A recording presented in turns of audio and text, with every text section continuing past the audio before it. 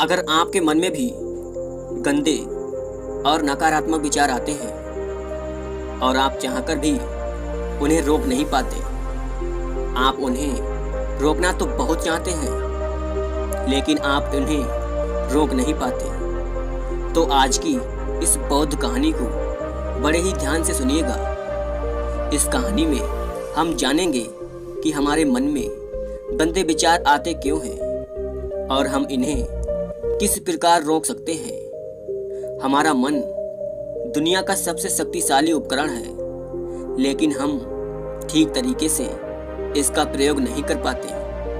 हम हमारे मन में जिस तरीके के बीज बोते हैं, हमें परिणाम भी उसी तरीके के मिलते हैं, लेकिन हम इस मन में ठीक तरीके के बीज बो ही नहीं पाते, इसलिए हमें गलत परिणाम मिलते हैं।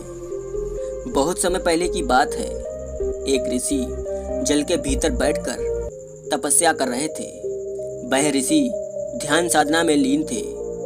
उन्हें वहां पर तपस्या करते कई वर्ष बीत गए थे और उस तपस्या से उन्होंने बहुत सारी शक्तियां अर्जित कर ली थी। वह ऋषि एक ही समय में कई स्थानों में उपस्थित हो सकते थे, साथ ही साथ वह आत्मज्ञानी भी थे। वह अपने शरीर को कुरूप भी बना सकते थे और बहुत सुंदर भी बना सकते थे।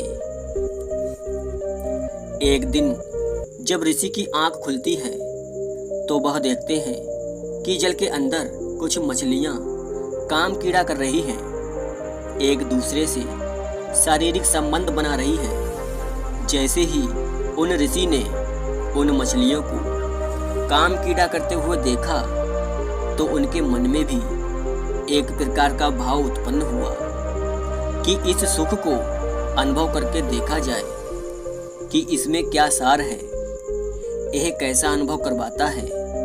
अब उन ऋषि के मन में भी काम कीड़ा घर कर चुकी थी।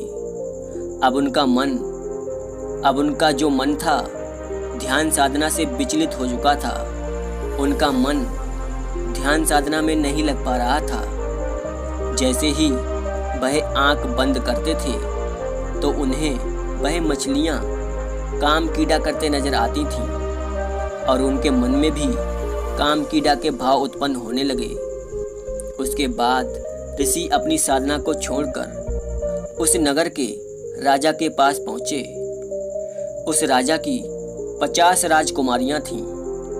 राजा ने जब उन ऋषि को अपने महल में आते देखा तो राजा ने उन ऋषि का बहुत आदर सत्कार किया, क्योंकि वह ऋषि बहुत ही आत्मज्ञानी थे और उनकी जो चर्चाएं थीं बहुत दूर दूर तक फैली हुई थीं। उनको सभी लोग जानते थे और उनका सम्मान भी करते थे।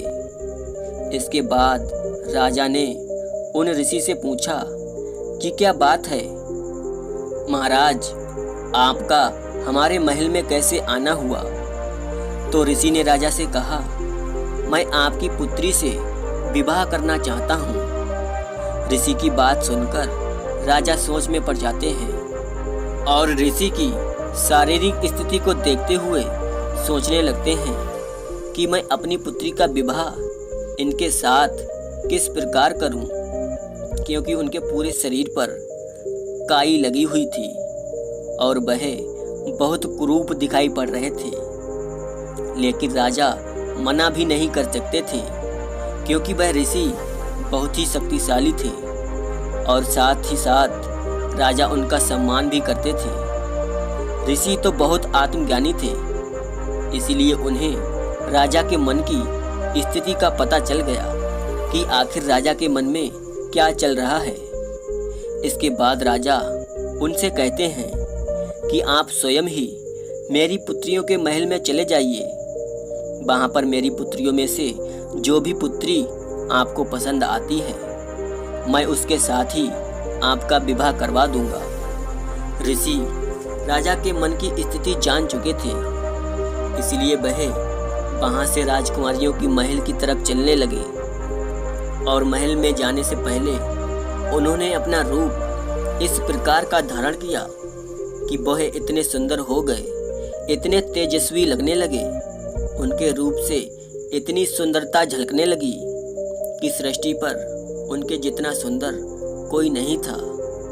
जब वह अपना इतना सुंदर रूप लेकर महल में प्रवेश करे तो राजा की 50 पुत्रियों में से 50 की 50 कहती हैं कि मुझे इनके साथ विवाह करना है। ऐसे में वहाँ पर विवाद खड़ा हो गया, क्योंकि हर राजकुमारी उनसे विवाह करने के लिए तैयार थी और उनसे कह रही थी कि यह मेरे से विवाह करने आए हैं। सबसे बड़ी राजकुमारी कहती है कि मैं तुम में से सबसे बड़ी हूँ और यह मुझसे ही विवाह करने आए हैं। वहाँ की स्थिति को देखकर ऋषि कहते हैं कि आप लड़ाई झगड़ा बंद कीजिए, मैं आप 50 की 50 से ही विवाह कर लेता हूँ।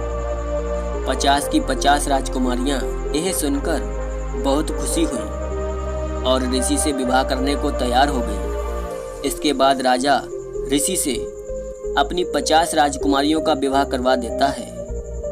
विवाह के पश्चात ऋषि वहाँ से चले जाते हैं। काफ़ी समय बीत जाने के बाद राजा सोचते हैं कि मैं अपनी पुत्रियों के पास जाता हूँ और देखता हूँ कि वह किस स्थिति में है, क्योंकि वह राजमहल में पली बड़ी हैं, तो एक ऋषि के साथ वह किस प्रकार रहेंगी। ऐसा सोचकर राजा अपनी पुत्रियों का हालचाल पूछने के लिए निकल जाते हैं। जब राजा वहाँ जाते हैं तो देखते हैं कि वहाँ तो राजा के महल से कई गुना बड़ा और कई गुना ज़्यादा सुंदर महल है और इस प्रकार के पूरे 50 महल हैं। यह सब देखकर राजा आश्चर्यचकित हो जाता है। फिर राजा सबसे पहले वाले महल के अंदर चला जाता है तो देखता है कि उनकी जो सबसे बड़ी बेटी थी वह बड़ी ही आनंद और सुखी थी और ऋषि भी उसकी बगल में बैठे हुए थे।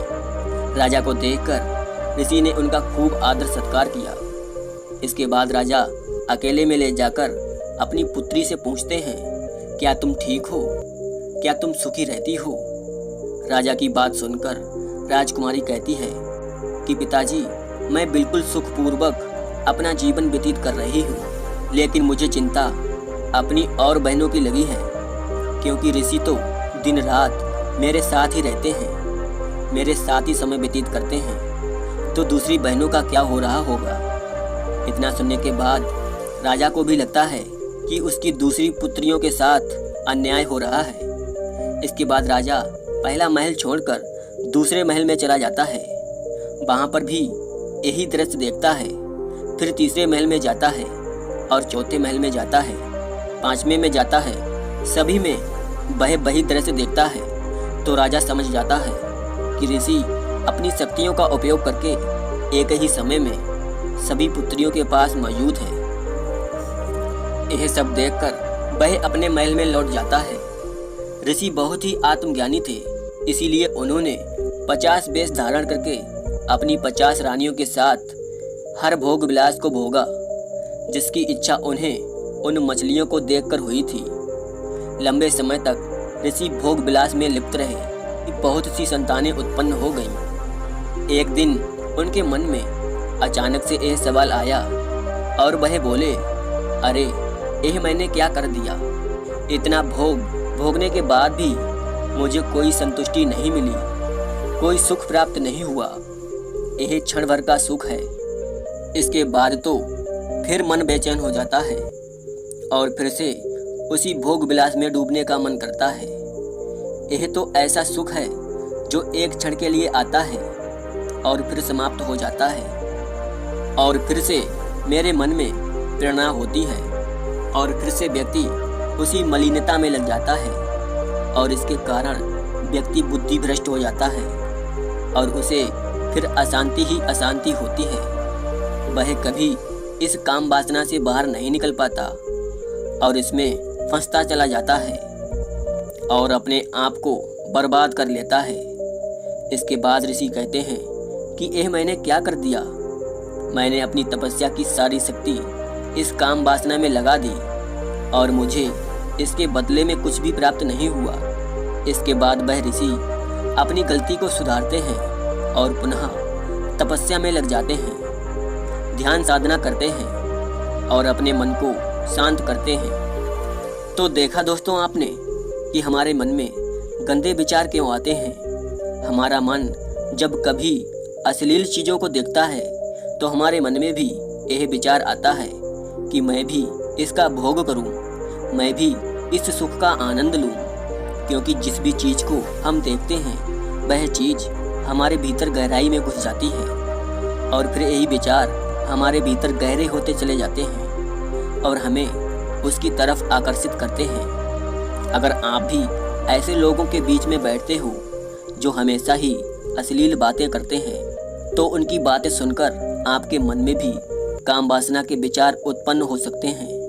आपका मन भी उन बातों को सोचने लगता है, उन बातों में आनंद लेने लगता है और धीरे धीरे उसमें फंसता चला जाता है। इसीलिए हमेशा ऐसे व्यक्तियों से दूर रहना चाहिए जो हमेशा अश्लील विचारों के बारे में ही बात करते हैं, वरना ऐसी बातों में पड़कर व्यक्ति अपना जीवन बर्बाद कर लेता है, जिसके बाद उसे काफ़ी पछतावा होता है।